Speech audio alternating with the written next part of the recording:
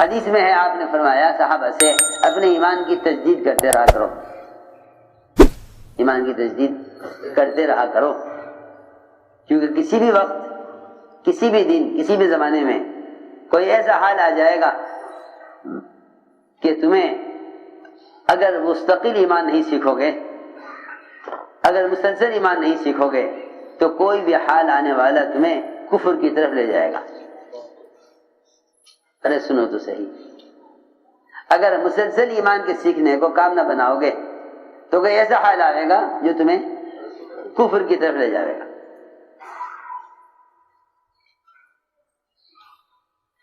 تم یہ مت سمجھو کہ میں اس وقت عمل چھوڑ دوں گا تو اس عمل کے چھوڑنے سے یہ وقتی وبا ہے یہ ختم ہو جائے گی۔ میری بات یاد رکھنا ہمیشہ، حالات میں جس عمل کو چھوڑ دیا جائے گا حالات کی وجہ سے، حالات میں جس عمل کو چھوڑ دیا جائے گا حالات کی وجہ سے، وہ حالات ہمیشہ کے لیے باقی رہ جائیں گے، وہ حالات ہمیشہ کے لیے باقی رہ جائیں گے۔ عمل کے چھوڑنے سے حالات میں دوام پیدا ہوگا، حالات ختم نہیں ہوں گے، کیونکہ جو حالات گناہوں کے کرنے اور جو حالات عمل کے چھوڑنے سے آتے ہیں وہ حالات عمل کے چھوڑنے سے ختم نہیں ہو سکتے۔ یہ بہت آسان سی بات ہے، جو حالات عمل کے چھوڑنے سے آتے ہیں وہ عمل کے چھوڑنے سے ختم نہیں ہو سکتے، یہ تو اصولی بات ہے۔ شیطان یہ کہے گا تم یہ عمل چھوڑ دو کچھ دن کے لیے، اتنے حالات ٹھیک ہوں۔ ہائے کتنی الٹی سوچ ہے، کتنی الٹی سوچ ہے مسلمان کی، کہ حال آ گیا ہے تم اس حال کے لیے کیا کر لو، عمل چھوڑ دو تھوڑے دن کے لیے تاکہ حالات ٹھیک ہو جائیں۔ جب حالات ٹھیک ہو جائیں گے پھر عمل شروع کر دینا۔ سوچو تو صحیح، نبیوں کی سوچ کے خلاف، صحابہ کی سوچ کے خلاف۔ میں نے ایک بات عرض کی ہے، ایمان کے سیکھنے میں اور اس کی تجدید میں استمرار ہے۔ آپ مجھے بتائیے کوئی مزدور یا کوئی بڑھئی جسے آپ کارپینٹر کہیں یا نجار کہیں، ایسا نہیں ملے گا جو صبح اٹھتے ہی سب سے پہلے اپنے اوزار کو دھارنے لگاتا ہو، اپنے اوزار کو دھارنے لگاتا۔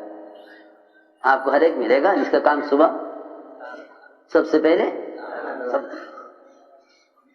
ہاں میرے یہاں بڑا ہی کام کر رہا تھا، کتابوں کی الماری بنوا رہا تھا، اور وہ صبح کو دیر سے آیا، مجھے تقاضا کہ جلدی سے کام نمٹے، لکڑی کی الماری میں کتابیں رکھنے، اور وہ دیر سے آیا، آ کے اطمینان سے بیٹھ گیا اور سارے اوزار کھول لیے۔ اوزار کھول بھائی یہ کیا کر رہا تھا؟ کہنے لگا یہ نہیں کروں گا تو میں دن بھر آپ کا کام کیسے کروں گا؟ ہاں دن بھر کام یہ آگے جتنے بھی کام ہیں، لکڑی کاٹنے کے، چھیلنے کے، رندا چلانے کے، بسولی چلانے کے، یہ سارے کام کروں گا کیسے جب تک اوزار کو دھارنے لگاؤں گا؟ اللہ اکبر۔ ایک مستری کے اپنے اوزار سے کام لینے کے لیے اپنے اوزار کو دھار لگانا اور ان کی تجدید ضروری ہے۔ بدن کے سر سے لے کر پیر تک ان سارے اعضاء سے اللہ کے عوامر کو پورا کرنے کے لیے ایمان کی تجدید کتنی ضروری ہوگی؟ کیا بتاؤں میں آپ کو۔ آج اگر یہ کہہ دیا جائے کہ دعوت کے بغیر ایمان نہیں بنے گا اور گشت کے بغیر یقین نہیں بنے گا تو پڑھے لکھے لوگ یہ کہتے ہیں کہ تبلیغ والے غلو کر رہے ہیں اور انہوں نے ایمان کے بننے کو صرف تبلیغی جماعت میں ہی منحصر کر دیا ہے۔ جی ہاں، اور اگر یہ بتا دیا جامعہ علیہ صاحب کا ملفوظ کہ 4 مہینے اللہ کے راستے کے لیے نکلنے کو جب تک جزو زندگی نہیں بناؤ گے ایمان کی حلاوت نہیں چکھ سکتے، جی ہاں، تو 100 اشکال پیدا ہو جائیں گے ذہنوں میں، 100 اشکال پیدا ہو جائیں گے ذہنوں میں۔ کیوں؟ صرف وجہ یہ ہے کہ صحابہ کرام کے معمولات کی طرف کوئی توجہ نہیں ہے۔ ہم دین میں یا دنیا میں صرف حال کو دیکھ کر چل رہے ہیں، دین میں بھی اور دنیا میں بھی صرف حال کو دیکھ کر چل رہے ہیں، ماضی کو دیکھ کر نہیں چل رہے۔ میں ضروری باتیں عرض کر رہا ہوں۔ اللہ کا حکم ایمان لانے کا اور نبی کا حکم صحابہ کو ایمان کی تجدید کرنے کا، اس کا تعلق کہیں سے تھا؟ اس کا تعلق اس سے تھا کہ لوگوں کو دعوت دے کر مسجد سے باہر جتنے بھی نقشے پھیلے ہوئے ہیں، تجارت کے، زراعت کے، وزارت کے، صدارت کے، حکومتوں کے، سرمایہ داریوں کے، تمام ادویہ اور اغذیہ کے، تمام ڈاکٹروں کے اور تمام وزارت صحت اور وزارتوں کے، ان سارے نقشوں میں سے لوگوں کو دعوت دے کر نکالو، یہ سمجھا کر کہ ان نقشوں سے نہیں ہوتا، اللہ کی ذات عالی سے ہوتا ہے۔ اس کو سمجھنے کے لیے اللہ کے گھر میں ایمان کے حلقوں پر جمع ہو گئے تو ایمان بنے گا۔ یہ ایمان کی تجدید کا طریقہ یہ تھا۔ جب آپ نے صحابہ کو حکم دیا نا ایمان کی تجدید کا، تو صحابہ نے اس حکم کو ایسے پورا کیا، صحابہ نے اس حکم کو ایسے پورا کیا، صحابہ نے اس حکم کو ایسے پورا کیا کہ وہ لوگوں کے پاس چل کر جاتے تھے اور ان سے کہتے تھے کہ چلو ہمارے ساتھ اٹھو، ہمارے ساتھ چلو، اب میرے پر ایمان لائیں گے، میرے پر ایمان لائیں۔ اس لیے بات یاد رکھنا کہ تبلیغ میں گشت کا موضوع ایمان میں کمال پیدا کرنا ہے۔ تبلیغ میں گشت کا موضوع ایمان میں کمال پیدا کرنا۔ اگر آپ اپنے گشت کو صحابہ کی گشت کے عین مطابق کرنا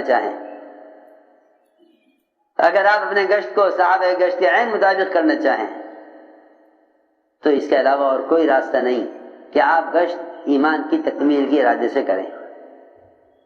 اس لیے میں کہا کرتا ہوں کہ جو اہمیت اسلام میں ایمان کی ہے،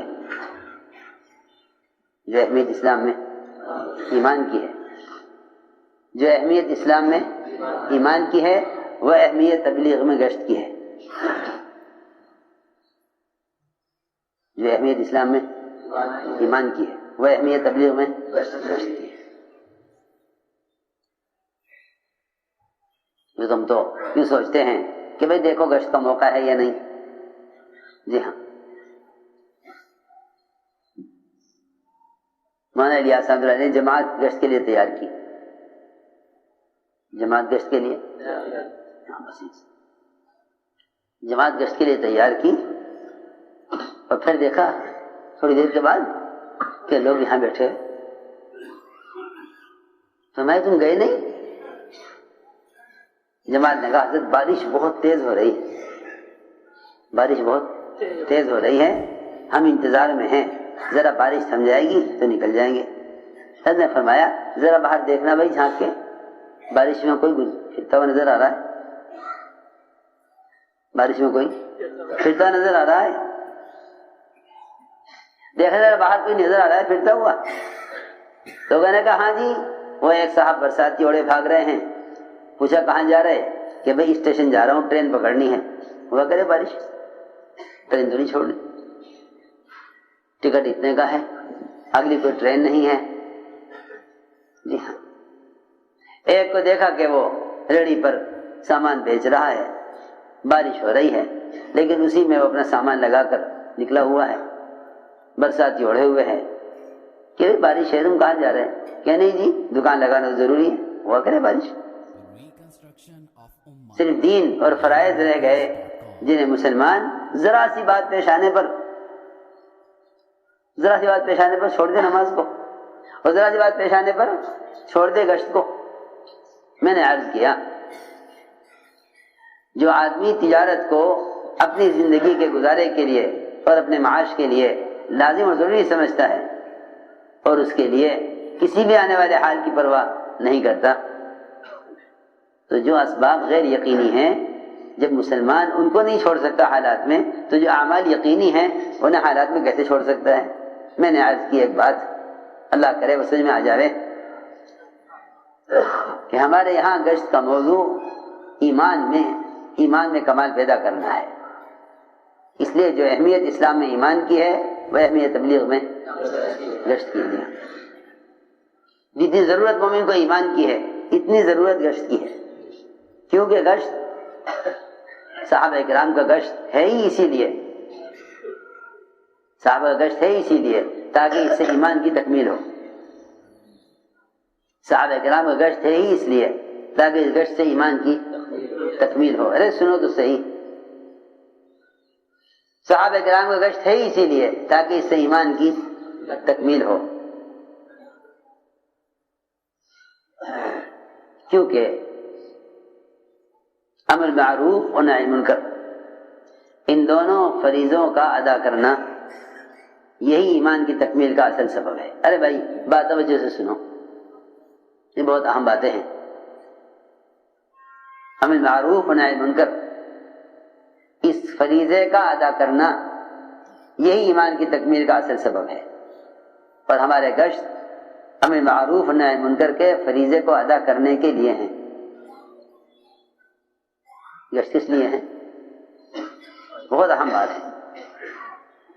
آپ کتابوں میں عوامل لکھ دیں اور منکرات لکھ دیں اور معروفات لکھ دیں، یا آپ اخبار میں کوئی کالم امر معروف و نہی منکر کا دے دیں، یہ خدا کی قسم امر معروف و نہی منکر کا سنت طریقہ نہیں ہے، نہیں۔ امر معروف و نہی منکر یہ دو فریضے اپنے جسم کے ذریعے ایسے ادا کیے جاتے ہیں جیسے نماز اور روزہ یہ اپنے جسم سے ادا کرنے کے فرائض ہیں۔ ہماری بات بہت توجہ چاہتی ہے، ہماری بات بہت توجہ چاہتی ہے۔ جس طرح بدن کے استعمال کے بغیر نماز نہیں ہوگی، جس طرح بدن کے استعمال کے بغیر نماز کا فریضہ ادا نہیں ہو سکتا،